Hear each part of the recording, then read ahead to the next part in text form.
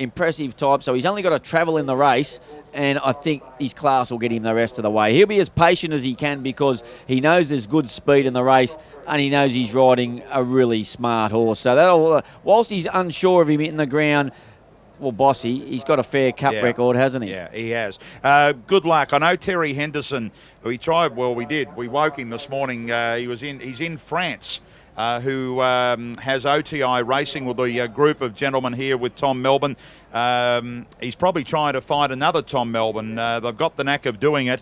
Good luck to you, Terry, if you are listening to this, wherever you are in France. But he's just a horse that was bought off one run in Europe. They had one run with the horse, or the original owners.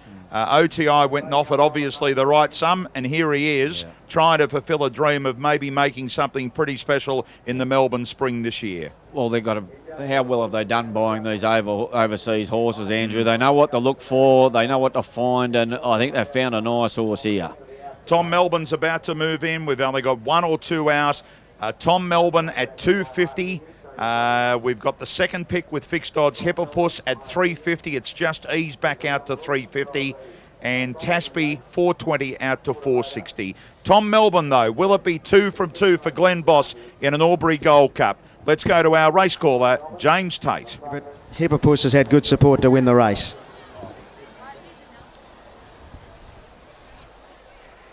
So Tom Melbourne still away from the line as Corabetti goes in. And Mr. Somerville, a tough stayer from the Trevor Sutherland stable at Wagga, about to come forward. So Mr. Somerville goes in. Tom Melbourne will get set for Glenn Boss. And High Opinion will be the last one up into the gates for the Commercial Club Albury Gold Cup for 2016. So the gateman just bringing Tom Melbourne up to the line, with High Opinion still away from the gates. Nick Haywood riding for Chris Haywood. So Tom Melbourne links in.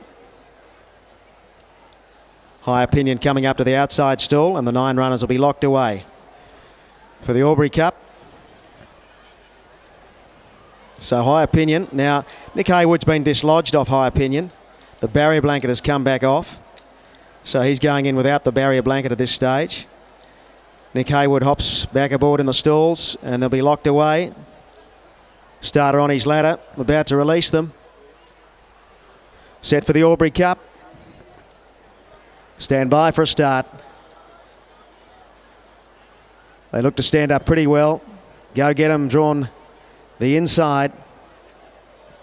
Red lights on and away they go, and Go Get 'em got away to a good start from the inside. Tashby's pushing forward.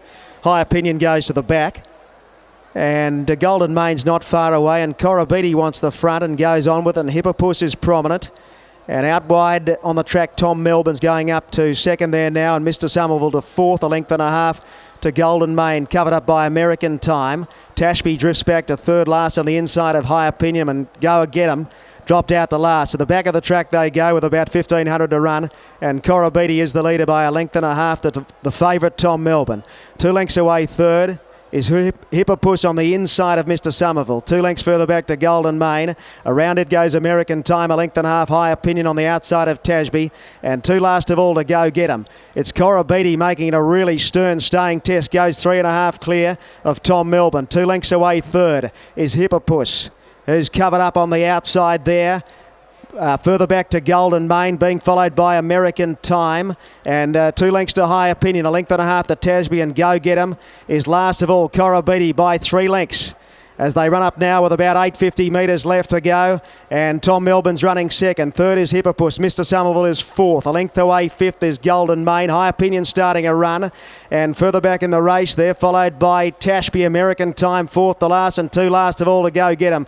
Corabetti's come back to them. Tom Melbourne has grabbed him at the 600. 3 in front of Hippopus, then Mr. Somerville. High Opinion's running a bit of a race, and further back then came Golden Main, American Time. Tashby's well out of it from Go Get 'em on the point of the corner, and Glenn Boss went for home on Tom Melbourne. Shot 4 in front of High Opinion, running a mighty race. Then Hippopus, further back Mr. Somerville from Golden Mane, and then came American Time and Cora Beatty. Tom Melbourne a big leader. High Opinions cutting into the margin, and they're followed by Hippopus. Tom Melbourne inside the 200, nicely clear, 2.5 in front of High Opinion, and then Hippopus. It's Tom Melbourne. He's green as anything. He's up against the inside. High Opinions coming at him, but he's too good, Tom Melbourne. Too much class, and he won the Albury Cup by 2.5 lengths to High Opinion. 6 away third was Hippopus, a gap the Golden Mane, and then Mr. Somerville from Tashby, and they're followed by, further back in the race was Go Get Him from Cora Beatty, and American Time has dropped out to last. So Tom Melbourne too good. Glenn Boss riding for Lee and Anthony Friedman at Flemington has raced away. He's pretty green down the straight, but he's beaten High Opinion, who's run a mighty race for second, and Hippopus has run a good race for third. So 5, 8 and 1 look to be the numbers.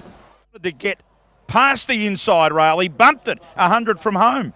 Well, I could see Bossy looking a long way from home going, where's this winning post? Because my horse wants to run into the marquees on the infield there. He was a little bit green, wasn't he? Yeah. Whether it be the crowd upset him or racing this a strange track for the first time. Gee, he travelled nicely, Andrew. We were talking through the race. I was a bit worried about him with that leader such a long way in front because he was doing all the he was carting them all up, and gee, just shows what a classy animal he is. And well, he's classy, all right. 5, 8, 1 and 4. Well, here's the head on. Let's have a look at the head on. Look at the head on here, as you can watch it. He comes into the rail and just bumps it ever so gently. But all he wanted to do down the straight was to lay in. We'll talk to Lee Freeman about all that. The OTI boys are in town. Terry Henderson's over in France, but don't worry about the rest of the team are here. We'll talk to Lee Freeman. Lee's coming over, and we'll talk to him. Scorsy, go and have a word to Lee. Bring him over. A Albury Cup winner, a duel now, isn't it? Twice? Yeah, long while apart, though. Yeah, but that doesn't matter. I'd hate to be hanging by my orchestras waiting that long. Yeah, but that doesn't matter. Hey, what about hanging by you know what's down the straight? I don't think the horse handled the track at all. Yeah. I think he just had classes above him. I thought he'd destroy him on a dry track, and I just didn't know the way he rolled back to the rail and lost his action. I think he didn't handle it at all. But he's pretty good. He is pretty good. What are you going to do with him, Lee? What are you going to do with him now? That's a nice little kill for him. You weren't expecting a wet track. But what's your plans with him now? We'll go to Mornington, try and qualify him for the Caulfield Cup. It's a silly thing. Probably shouldn't be there, but I'm going to exploit it this year if I can. But, mate, you've got to be happy with that. It'll be interesting to hear what Bossy said. He's only a lightly raced horse, and he's first trying a heavy, so the mission's complete. A judgment that he didn't handle it at all. I'm sure of that. But he's top of the ground. You didn't see the real horse today. He's pretty good. How good is he? How good can he be, Lee? Given that they only bought him off the one run in the UK, were you a part of that? No. You just turned up. Yeah. But who knows? But on what I've seen of him on dry ground, he's a much better horse than that. Yeah. But still, we got the job done. He had to make a long run there, didn't he? I mean, the leader gave in, and he was there solitary. Well, I'm actually responsible for some world-class pays out on jockeys, and if he got beat, you would have heard one. Mate, too good. We're not going to hear it today, thank goodness for that. But he's second, as he mentioned, he's second win in the Albury Cup, Andrew, years and years apart. You can hardly remember. The other one was way back in the 90s. Bossy's bringing this horse back ever so slowly. I don't know how far he went after pulling up, but he's the lone horse. You know, Bossy, he likes the moment of enjoying the cups, and now 2 out of 2. Yeah. He's looking down the straight thinking, geez, do I want to go through that again? He was very, very green. It was quite, it was something to watch up the straight. I mean, we watched him straighten up about, I don't know how wide, let's say out past the centre, and he just continually started to go in, whether it was the crowd or uncomfortable. Chris Haywood's horse, just before we talked to Bossy, Chris's horse here, High Opinion, getting home to run second. Ran a terrific race. And look, he's chasing home. Well, we don't know how good a horse he's chasing home, do we? But obviously an impressive type. But he's a little bit. It's a little bit new to him, Tom Melbourne. But gee, what a nice horse he is! And there goes the goggles into the crowd. You just heard the crowd. You just heard a noise from Bossy, and it was it was really like, do I need to go through that again? But we'll talk to him in a moment about the win of Tom Melbourne. He's got plenty of what's the word?